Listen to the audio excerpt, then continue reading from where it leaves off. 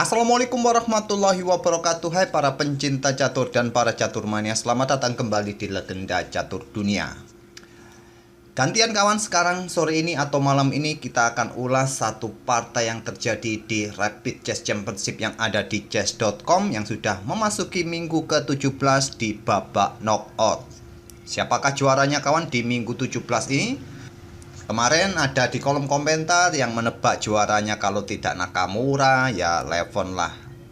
Tapi bukan kawan. Minggu 17 ini milik Dmitry Andreikin. Dmitry Andreikin ini kawan beberapa kali juga sempat sampai di partai final tapi seringkali dijegal kawan. Baik kalau tidak salah dengan Levon Aronian dan juga satunya oleh Hikaru Nakamura. Kalau tidak salah pernah kawan 2 kali di partai final. Andreikin ini kawan berhasil sampai ke final setelah di babak quarter final mengalahkan Raonic Satwani, kemudian mengalahkan Vladimir Fedosev, dan akhirnya mengalahkan Jules Mozart. Dan Jules Mozart sendiri kawan berhasil ke final setelah mengalahkan Hikaru Nakamura di quarter final dalam permainan blitz. Setelah dalam permainan rapid dia berhasil menahan remis. Dan kemudian di babak semifinal berhasil mengalahkan Abdusattorov dalam permainan rapid. Akhirnya bertemu dengan Dmitry Andreikin di partai final. Tapi setelah saya pilih game-game dari para pemain di babak knockout ini kawan, akhirnya saya pilih permainannya Abdusattorov saja saat ketemu Levon Aronian dalam permainan blitz. Dalam permainan rapid 10 menit mereka berakhir remis atau bermain imbang kawan, remis dan berlanjut ke permainan blitz. Permainan ini cukup menarik kawan karena nanti kita akan melihat bumbu-bumbu langkah yang tidak akurat, langkah blunder kaum pos ronda ataupun ya melewatkan langkah kesempatan emas, langkah terbaik. Langsung saja kita ke atas papan melihat permainannya Abdusattorov versus Levon Aronian di babak quarter final minggu ke-17 dalam permainan blitz 3 menit increment 2 detik. Abdusattorov memulai dengan pion E4 dibalas dengan pion E5. Kita temui permainan Italian game yang sangat sering dimainkan oleh Abdusattorov ketimbang bermain dengan Ruy Lopez. Kuda F6 memilih pertahanan 2 kuda menantang putih atau Abdusattorov bermain dengan flight lever attack. Tidak tertarik memilih pilihan utama dengan pion D3. Gajah E7 persiapan rokade, kedua pemain rokade di langkah kelima. Abdusattorov melanjutkan dengan pion A4 atau pada posisi ini paling banyak dimainkan oleh putih adalah melanjutkan dengan beteng bergeser ke E1 seperti biasa. Gajah ditarik mundur ke peta B3 ataupun pion C3. Ini sangat sering juga dimainkan oleh putih. Tapi Abdusattorov memilih langkah agresif lainnya di sayap menteri untuk mendapatkan penguasaan ruang kawan dengan pion A4-nya. Levon membalas dengan pion D6, langkah prinsipal agar gajahnya segera berkembang. Apakah ke peta G4 mengepin kuda yang biasa sering dimainkan oleh kalian di warung kopi yang sangat suka untuk mengepin kuda terhadap menteri baik putih ataupun hitam di posisi ini kawan, sangat sering. Bahkan admin juga suka untuk mengepin kuda dengan posisi seperti ini. Kuda C3, gajah G4, nanti diikuti dengan kuda D4. Dan langsung diantisipasi diserang dengan pion H3, gajah tetap memberikan pressure bagi kuda. Di sini gajah E3 untuk menghadang pergerakan kuda yang ingin ke peta D4. Langsung disikat pasti nanti kalau lompat ke peta ini. Di sini raja hitam bergeser ke H8 menghindari diagonal ini, persiapan nanti bisa memainkan pion F-nya. Sekarang kuda D5 menantang pertukaran kuda, diterima dipukul balik oleh gajah. Menteri bergeser ke C8. Coba lihat kawan posisi menteri ini, apakah nanti persiapan melakukan pengorbanan, maksud saya pertukaran perwira. Gajah pukul kuda jika ditinggal menteri, jadi terpaksa nanti dipukul menggunakan pion G sehingga menteri hitam akan mendapatkan pion H. Dan di sini ditantang oleh Abdusattorov dengan pion G4. Apakah berani Levon untuk melakukan pengorbanan di sini seperti ini kawan? Apakah berani hitam melakukan pengorbanan seperti ini? Saya rasa tidak berani kawan. Karena kenapa? Dia minim dukungan gajah ataupun kuda. Ya butuh beberapa tempo untuk mendukung menterinya melakukan ancaman skakmat. Walaupun posisi raja putih ini terbuka, raja tinggal bergeser. Kalaupun ada skak di baris H ini, maksud saya di lajur H ini, kuda siap memblokadenya dan beteng pun siap digeser. Nanti raja pun juga siap manuver untuk bersembunyi ke pusat kawan. Jadi percuma melakukan pengorbanan seperti ini, kurang dukungan untuk melakukan serangan ancaman skakmat. Di sini gajah ditarik mundur ke G6 oleh Levon. Selanjutnya Raja Putih G2. Persiapan apakah beteng dipersiapkan digeser untuk mendukung pionnya didorong maju nanti, ataupun juga memperkuat posisi bangunan pionnya kawan. Di sini kuda mundur ke petak D8. Persiapan bermain dengan pion C-nya nanti mungkin mengancam gajah terang di petak pusat. Menteri Putih mulai keluar ke D2. Sekarang pion C6. Gajah mundur ke B3. Kuda manuver ke E6, persiapan menepati spot-spot ini nanti kawan jika dibutuhkan, dibalas dengan langkah beteng H1. Beteng hitam bergeser ke D8 dan Abdus Satorov melanjutkan mendorong pionnya, pion H4 untuk mengancam gajah dan posisi gajah akan terjebak dan nanti mungkin putih akan mempunyai lajur H. Tapi mendorong pionnya ini kawan seperti ini memperlemah posisi pion itu sendiri. Memang terlihat masih baik-baik saja, tapi pada posisi ini jika kalian jeli akan mendapatkan keuntungan. Tapi sayangnya di sini Levon tidak melihat itu kawan. Dia membuka ruang bagi gajah untuk lari jika ada ancaman pion. Langkah terbaik, langkah yang terlewatkan oleh Levon bisa bermain dengan kuda ke petak C5 kawan. Untuk membuka akses bagi menteri ancam pion ini dan juga pasti kalian juga untuk mengincar gajah di petak B3. Kalaupun pada posisi ini engine menyarankan ini kuda lompat ke petak H2 kawan untuk menjaga pion ini, tapi pion ini bisa disikat oleh gajah gelap. Kalaupun kalian membackup dua pion ini sekaligus dengan raja maju, maka selanjutnya sebelum kalian membuat langkah yang lain, eliminasi gajah di petak B3 terlebih dahulu setelah dipukul balik. Di sini kalian bisa melanjutkan dengan pion H5, menantang pertukaran pion atau mendukung menteri untuk melakukan ancaman berikutnya. Mungkin kuda akan mundur ke petak H2, memperkuat. Di sini kalian bisa memecah petak pusat selanjutnya dengan pion D5. Segera membuka lajur pusat kawan bagi beteng karena beteng kalian juga sudah berada pada posisi pusat.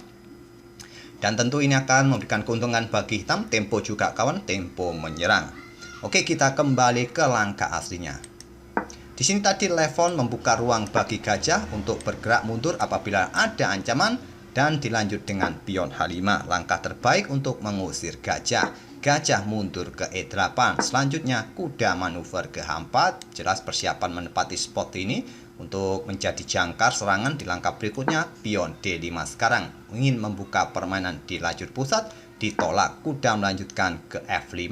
Di sini gajah mundur ke F8 menghindari ancaman kuda kawan. Selanjutnya menteri bergeser ke E2 mencoba mereposisi apakah naik lagi ke F3 nanti bergeser atau ya menjaga posisi nanti di peta F3 bisa jadi dilakukan oleh putih. Raja hitam bergeser ke G8 dan selanjutnya di sini menteri putih F3. Gajah naik ke F7 untuk mencoba memblokade diagonal terang ini kawan. Kemungkinan persiapan membuka lajur D dengan pion D pukul pion E4 nanti. Dan di sini Abdus Satorov menggeser beteng A ke G1. Apakah nanti raja mundur ke F1, persiapan pion-pionnya ini didorong? Bisa juga kawan dengan dukungan beteng. Tapi langkah menggeser beteng langsung ke lajur G tadi kurang bagus menurut Stockfish kawan. Di sini terlihat hitam mulai ingin membuka lajur D kawan. Stockfish pada posisi ini menyarankan mendahului pertukaran pion pusat ataupun juga menggeser beteng H ke D1 atau beteng A tadi bergeser ke petak D1. Tapi Abdus Satorov memilih beteng A bergeser ke G1.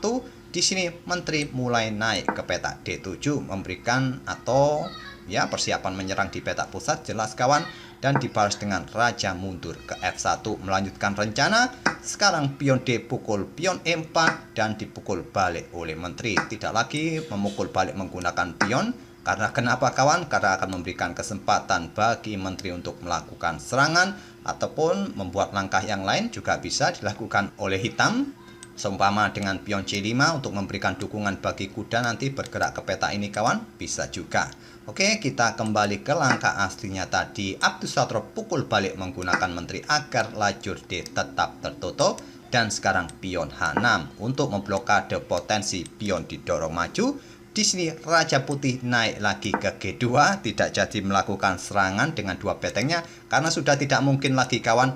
Petak G5 ini sudah cukup kuat dengan dukungan dua pion, tidak mungkin lagi pion ini akan didorong. Dan sekarang posisi Raja Hitam benar-benar tertutup, benar-benar aman. Jadi Raja Putih juga naik mempersiapkan betengnya keluar ke petak pusat lagi. Dibalas dengan langkah gajah C5 kawan, langkah blunder, blundernya kaum pos ronda atau kaum warung kopi, atau juga mungkin blundernya Pak Satpam ini. Niatan untuk menantang pertukaran gajah gelap, tapi dia sudah kehilangan fokus. Masih ada gajah yang sikat kudanya dengan tempo ancam menteri, dan gajahnya sudah tidak ada yang menjaga lagi kawan. Dan dipukul balik oleh gajah hitam. Kudanya aman dari serangan baterai ini karena masih ada pion. Dan tentu saja gajah pukul gajah. Tapi mungkin tadi inilah rencana dari Levon kawan. Ancam menteri dengan serangan tusuk sate seperti ini. Tapi masih bisa diantisipasi dengan kuda E7 skak. Gajah tewas di langkah berikutnya. Raja memilih bergeser ke H8. Kalau sekarang menteri ambil kuda, ya masih bisa dipukul balik oleh gajah kawan. Kalaupun gajah pukul menteri, karena menterinya sudah ada yang mendukung, yaitu pionnya, ya masih bisa dipukul balik. Tetap saja putih untung 1 perwira. Levon hanya menggeser rajanya ke peta H8 agar tetap saja kawan disikat gajah ini tidak akan tetap lagi disikat oleh kuda, dipukul balik oleh pion agar tidak terjadi pertukaran menteri. Dan di sini menteri bergeser ke F5 menantang pertukaran, ditolak oleh Levon. Dia memilih ambil pion di A4. Sekarang pion D4 menantang pertukaran pion, ditolak. Pion B6 terlebih dahulu ancam gajah. Pion B3 terlebih dahulu ancam menteri. Menteri mundur ke C6. Langkah pion ancam menteri ini juga sangat prinsipil kawan. Tujuannya untuk membuka diagonal gelap sebanyak mungkin bagi pergerakan gajahnya ini kawan. Bisa bergerak ke diagonal ini nanti. Ya memang gajah itu butuh banyak diagonal yang terbuka. Langkah ini cukup prinsipil kawan. Perlu kalian ingat-ingat juga. Menteri ke C6, gajah mundur ke A3, beteng E8, dan di sini beteng E1. Selanjutnya pion E pukul pion D4. Abdus Satorov juga tidak melanjutkan pertukaran beteng kawan karena nanti beteng hitam akan pukul balik dan beteng hitam akan menguasai lajur E ini. Oleh karena itu di sini gajah B2 terlebih dahulu ingin mendapatkan pion. Beteng hitam diangkat naik, barulah sekarang beteng pukul beteng dipukul balik oleh pion D dan gajah ambil pion D4. Menteri ambil pion C2 dan ingin ambil pion ini lagi. Di pick up oleh beteng H3 dan selanjutnya di sini menteri ke D1 ancam gajah. Menteri ambil pion E4 sekaligus melindungi gajah. Beteng D8 ancam gajah kembali. Di pick up oleh beteng D3 sekaligus ancam menteri. Menteri bergerak ke C2 untuk mengepin menteri kawan, dan selanjutnya di sini beteng digeser ke E3 menantang pertukaran menteri. Tantangan ditolak, menteri mundur ke C8 dan selanjutnya di sini menteri bergeser ke F4. Apa tujuan menteri ke peta F4 ini kawan? Sepertinya nanti kalau ada kesempatan gajah ini siap dikorbankan ambil pion, nanti menteri juga mengikutinya untuk melakukan pukulan terhadap pion-pion hitam ini kawan. Di sini menteri ke C6 terlebih dahulu skak, raja bergeser ke H2 dan menteri bergerak ke D7 ancam gajah kembali. Beteng putih naik ke E4, menteri bergeser ke F7 incar pion. Coba lihat posisi menteri hitam ini kawan, tetap menjaga pion F6 ini dari kemungkinan pengorbanan gajah yang akan dilakukan oleh putih. Sekarang pion didorong maju untuk menghindari ancaman menteri. Selanjutnya beteng naik ke D7. Tetap berkoneksi dengan menteri agar aman kawan untuk menjaga baris ketujuhnya. Dan di sini menteri F5 memberikan pressure bagi beteng agar menteri ini tidak berani bergerak kemana-mana. Beteng digeser naik ke D5 ancam menteri. Menteri melakukan skak di peta C8. Raja naik ke H7 dan beteng mengikutinya untuk melakukan ancaman skakmat. Langkah terbaik pada posisi ini menurut Stockfish adalah sikat beteng dengan menteri. Pion G5 tapi dimainkan oleh Levon, dan di sini kawan kalian bisa memukul balik menggunakan end passen. karena pion kalian sudah disalip 2 langkah, 2 petak seperti ini. Tapi pada posisi seperti ini kawan, ada langkah terbaik lainnya untuk mempercepat kemenangan atau 5 langkah skakmat di langkah berikutnya. Silahkan pause video ini untuk beberapa detik dan coba temukan puzzle kombinasi 5 langkah ini kawan, untuk mempercepat kemenangan, yaitu 5 langkah berikutnya skakmat. Silahkan kalian cari kawan. Levon di posisi ini sudah mulai kehabisan waktu kawan. Incrementnya hanya 2 detik saja, sedangkan Abdus Satrop masih mempunyai 20 detikan. Apakah kalian menemukan langkah terbaik? Langkah aslinya kawan, Abdus Satrop memukulnya menggunakan end pattern, bukan pilihan terbaik. Dia melewatkan langkah kombinasi skakmat yang lebih cepat. Apakah sudah ketemu kawan langkah terbaik, langkah pertama untuk memulai kombinasi 5 langkah skakmat? Apakah kalian menemukan langkah pengorbanan gajah pukul pion F6? Saya yakin kalian menemukan langkah ini, menebak-nebak saja. Tapi kelanjutannya seperti apa? Apa tujuan dari pengorbanan gajah ini? Apakah taktik defleksi atau taktik untuk dukungan beteng melakukan ancaman skakmat di sini untuk mengontrol peta ini agar raja tidak bisa lari ke sini? Itulah tujuannya. Tapi jika diambil oleh menteri, langkah apa yang akan diambil oleh putih selanjutnya kawan?